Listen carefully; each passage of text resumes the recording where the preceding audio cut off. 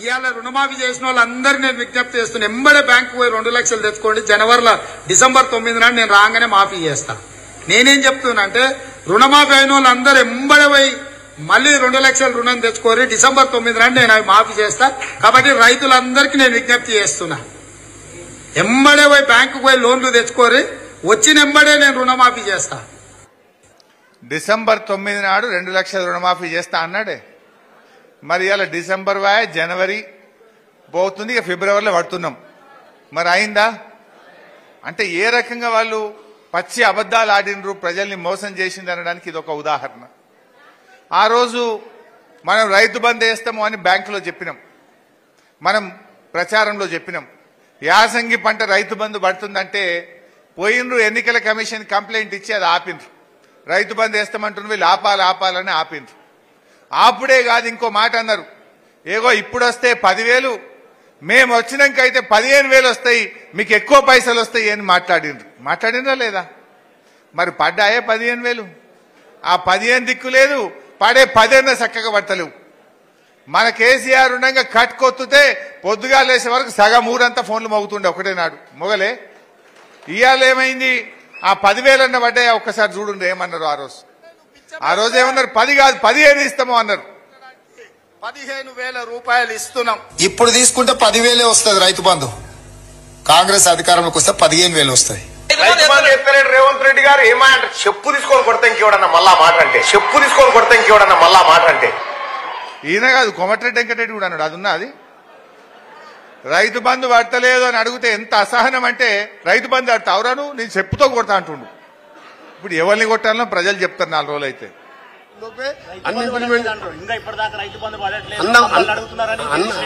అన్నవారిని మీరు చెప్పుతో కొట్టండి, అంత ధైర్యం లేదు.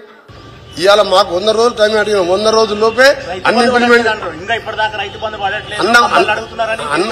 అన్నవారిని మీరు చెప్పుతో కొట్టండి, అంత ధైర్యం లేదు. అంటే వాడు 10,000 కాదు కదా 15,000 ఇస్తా అన్నాడు. 15,000 దిక్కే లేదు. పోనీ ఆ ఇచ్చే 10,000 ఇంకెప్పుడు ఇస్తావు? ప్రజలు అడుగుతున్నారు, రైతులు అడుగుతున్నారు అంటే ఎవడన్నాడు వాడిని చెప్తాం కొట్టుర్రు అంటుండు. ఇంకో మంత్రి ఉన్నది రైతు బంధు, నేను మాట్లాడకూడదు మా అక్క చెల్లెళ్ళు ఉన్నారు కానీ, ఇంకొక మంత్రి ఉన్నది రైతు బంధు రాలేదు అంటే అని అడుగుతున్నారంటే గంత ఉత్సాహతలేదా అని మాట్లాడింది ఇంకొక మంత్రి. ఇగో ఇది కాంగ్రెస్ వాళ్ళ చరిత్ర. వాళ్ళ పరిపాలన ఎట్లుందంటే రైతు బంధు విషయంలో 15,000 కాదు కదా ఇచ్చే 10,000 కూడా ఇవ్వకపోగా ఒక అహంకారంతో మాట్లాడుతున్నారు. వాళ్ళు ఎవరైనా మాట్లాడితే మరి దాడికి దిగుతున్నటువంటి పరిస్థితి కూడా ఇవాళ మనం చూస్తా ఉన్నాం. అదేవిధంగా ఆసరా పెన్షన్ కేసీఆర్ ఉండగా 1,200ని 2,000 చేసిండు. మనం మొదలు గెలవంగానే 200 1000 అన్నాం, 5 అంతలు పెంచినాం, 1,000 రూపాయలు ఇచ్చినాం. మళ్ళా గెలిస్తే 1000ని 2,000 చేస్తామన్నాం, మొదటి నెలలోనే నెలకు 2,000 రూపాయలు ఇచ్చినాం. మరి ఈరోజు 10 ఏళ్ల కేసీఆర్ పాలనలో 200 ఉన్న పెన్షన్ 2,000 అయింది. అంటే 10 అంతలు పెంచిండు పెన్షన్ కేసీఆర్ గారు. 10 అంతలు 10 టైమ్స్ 200 కాస్త 2,000 చేసిండు 10 ఏళ్లలో కేసీఆర్. కానీ ఇదే కాంగ్రెస్ వాళ్ళు మేము 4,000 చేస్తాము అన్నారు. డబులే, 10 అంతలు కాదు, 2,000 4,000 అంటే డబులే కదా. పోనీ ఆ డబుల్ కూడా ఏమన్నారు ఆ రోజు? అవ్వ ఇప్పుడు నీకు పెన్షన్ ఎంత వస్తుందంటే 2,000 వస్తుంది అన్నది ఒక అవ్వ. ఇగో మళ్ళా నెల మేము వస్తున్నాం రాగానే 4,000 ఇస్తాము అన్నారు. ఒకసారి చూడండి ఆ మాటలు కూడా. ఇప్పుడు పెన్షన్ తీసుకుంటే 2,000 వస్తుంది, కానీ ఒక్క నెల వాయిదా పడ్డదంటే వచ్చే నెల మేము 4,000 ఇస్తాం. ఇప్పుడు పెన్షన్ తీసుకుంటే 2,000 వస్తుంది, కానీ ఒక్క నెల వాయిదా పడ్డదంటే వచ్చే నెల మేము 4,000 ఇస్తాం. వచ్చినా అదే ఎవరికన్నా వచ్చిందా? ఎవరికన్నా వచ్చిందా? అంటే ఎన్ని అబద్ధాలు మీరు ఒక్కసారి చూడండి. కరెంటు బిల్లులు ఏమన్నారు? రాజక్క కూర్చో, ఓ రాజక్క కూర్చో, లేవ కూర్చో అమ్మ, కూర్చో రాములమ్మ, కూర్చో అడ్జస్ట్ చేసుకో. ఒకరు మగోళ్ళు లేచి అక్కకు చేయి. రైట్. అయితే కరెంటు బిల్లులు ఏం మాట్లాడింది ఆ రోజు?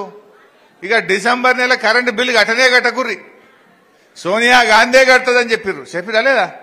సోనియా గాంధీ కడుతుంది అతిగా. ఇక కోమటిరెడ్డి వెంకటరెడ్డి అయితే ఎవడన్నా కరెంటు బిల్లు అడిగిండు అనుకో, నా పేరు చెప్పుండ్రి అన్నాడు. ఇప్పుడు ఈ నెల ఎవరికి పంపుదాం మరి మనం? అది కూడా ఒక్కసారి చూడుండ్రి. మా అక్కలకు కరెంటు బిల్లు నుంచి విముక్తి కలిగేనికే వచ్చే నెల బిల్లు కట్టక 200 యూనిట్లు ఉచితంగా మీ ఇంటి కరెంటు బిల్లు సోనియమ్మ కడుతుంది 200 యూనిట్ల వరకు.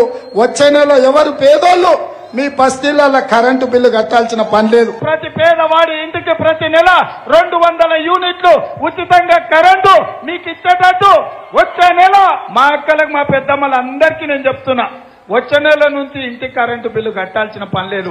మీ కరెంటు బిల్లు కాంగ్రెస్ పార్టీ కట్టది. ₹1 కూడా కరెంటు మీకు కట్టాల్సిన పనే లేదు. టీవీ పెట్టుకోవచ్చు, ఫ్యాన్ వేసుకోవచ్చు, మంచిగా బాజాప్తా కరెంటు బిల్లు లేకుండా మీరు గృహలక్ష్మి పథకం కింద మీకు కరెంటు బిల్లు వస్తుంది. పేదవాడి నెలకు 200 యూనిట్ల వరకు ఈ నెల కూడా నవంబర్ నెల బిల్లు కట్టకండి. వచ్చే నెల ఫస్ట్ బిల్లు వస్తుంది. 3వ తారీఖు రిజల్ట్ వస్తుంది. 9కి మన గవర్నమెంట్ అయినా సరే నల్గొండ బిల్లు ఈ నవంబర్ బిల్లు ఎవరు కట్టొద్దు. ఎవరైనా వస్తే వెంకటరెడ్డి గారు చెప్పండి కట్టొద్దని చెప్పి మీ బాధ ఆప్తా చెప్పండి. ఈ నెల బిల్లు కూడా రద్దు చేస్తున్నాం మేము. ఇక మీరు కూడా వెంకటరెడ్డికి చెప్పురు. ఇక అయితే సోనియా గాంధీకి పోస్టులు వేయింది, లేకపోతే వెంకటరెడ్డి పేరు చెప్పురు. ఇక ఎక్కువ మాట్లాడితే వీడియో చూపిరి. అంటే ఈ రకంగా ఒక్కటి కాదు, అట్లా చెప్పుకుంటూ పోతే చాలా ఉంటాయి. మొన్న ముఖ్యమంత్రి గారు మాట్లాడుతూ సెక్రటరియట్లో లంకె బిందెలు ఉన్నాయి అనుకొని వచ్చిన ఈడ ఖాళీ బిందెలే దొరుకుతున్నాయి అంటుండు. సెక్రటరియట్లో లంకె బిందెలు ఉంటాయి? లంకె బిందెలు ఎక్కడ దొరుకుతాయి? ఎక్కడ దొరుకుతాయి? పాడుబడ్డ బంగ్లాలలో దొరుకుతాయి, బూత్ బంగ్లాలలో దొరుకుతాయి. మరి ఆయనకు ఆ డౌట్ ఎందుకు వచ్చిందో నాకే తెలియదు. ఇక అంటే దీన్ని బట్టి వాళ్ళు ఏంటంటే వాళ్ళకు కూడా అర్థమైంది, అసలు గెలుతాం అనుకోలే వాళ్ళు. ఏది పడితే 420 హామీలు ఇచ్చారు. ఇప్పుడు ఏమైపోయిందంటే ఆ జ్యేష్ఠెట్టులు ఏమనో కొత్త రాగం అందుకున్నారు. ఇక అయ్యో అన్ని అప్పులే అయిపోయినాయి, మొత్తం అప్పులు ఉన్నాయి, ఏం అప్పులు, అన్ని అబద్దాలు చెప్పే ప్రయత్నం. రాష్ట్ర ప్రభుత్వం గ్యారంటీ లేని అప్పులను కూడా రాష్ట్ర ప్రభుత్వం అప్పులుగా చెప్పే ప్రయత్నం, ఒక గోబల్స్ ప్రచారం చేసే ప్రయత్నం. మొన్న మరి ఇదే కిరణ్ కుమార్ రెడ్డి ఢిల్లీ పోయి ఆడపోయి నిర్మలా సీతారామన్ కలిసి జర ఇంకో 11,000 కోట్ల అప్పుకు పర్మిషన్ ఇవ్వవా అని దరఖాస్తు పెట్టిండా లేదా? దరఖాస్తు పెట్టిండు, వాళ్ళు పర్మిషన్ ఇచ్చిండ్రు. 11,000 దేనే తెచ్చిండు. ఇప్పుడు 3,000 ఏమో కరెంట్ వాళ్ళు తెచ్చిండ్రు, 11,000 ఏమో వీళ్ళు ఆర్థిక డిపార్ట్మెంట్ తెచ్చింది. అంటే ఇప్పటికీ 14,000 కోట్ల అప్పు చేసిండ్రు 2 నెలల్లో. మననేమో బదనాం చేసే ప్రయత్నం చేసిండ్రు. అంటే ఇదంతా కూడా మీరు గమనిస్తే ఒక స్పష్టత కనబడుతుంది వాళ్ళది. ఎట్లా ఇవి ఎగ్గొట్టాలి అనే ఆలోచనకు ప్రయత్నం చేస్తుండ్రు. ఇప్పుడు నిజంగా మీకు ప్రేమ ఉంటే 100 రోజుల్లో చేస్తామన్నారు కదా. 6 గ్యారంటీలు అంటే ఎన్ని? 13 హామీలు. 6లో 13 ఉన్నాయి. ఆ 13 కాక రుణమాఫీ 9 తారీఖే అన్నారు. అవన్నీ కూడా మరి ఎన్నికల కోడ్ వచ్చేలోపు ఇప్పుడు చేయాలన్నా వద్దా? వాళ్ళు ఏం ప్రయత్నం చేస్తుందంటే ఎన్నికల కోడ్ లోపు 1, 2 చేయాలి. ఇక చేస్తాం